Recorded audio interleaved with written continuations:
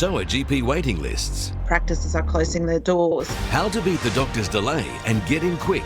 Plus, bulk billing roulette, where you can still see a doctor for free. A special health report. 7 News, Monday. It's been a retail institution in the heart of the city for generations, and this week the Brisbane Arcade turns 100. It became the epicentre for art, food and fashion from what some say were controversial beginnings. Sharon Gadella reports.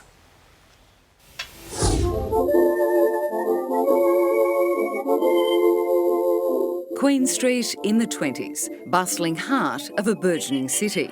Built in 1923 and opened the following year, the Brisbane Arcade brought new sophistication to the city. It was developed by Dr. James and Mary Main as a gift back to the community and to look like the sort of European arcades of the time. The Mains famously gifted land at St Lucia for Queensland University, their philanthropy the result of their father's infamy.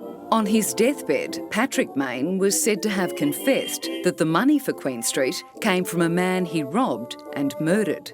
He was believed to be the murderer, which I am quite sure he was. That is very much considered historical fiction. Whatever the case, the trust that operates the arcade still helps fund the UQ Medical School. The arcade would become a cultural hub, all manner of food and Brisbane's first bistro. The basement, a gallery staging exhibitions by the likes of Margaret Olley and Sydney Nolan. Then there was the fashion, a home to up-and-coming designers like local legend Kerry Craig. No, that looks fantastic.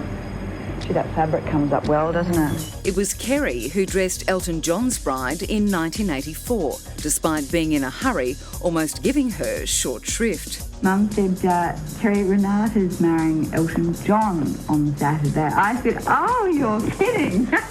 Kerry Craig has remained in the arcade since 1977, but the longest continuous tenant, Robert White Jewellers, is celebrating 50 years. I think it's a sense of history that you are working in a place that is historical and then you want to add to that history as well. Brisbane Arcade officially celebrates its centenary on Friday.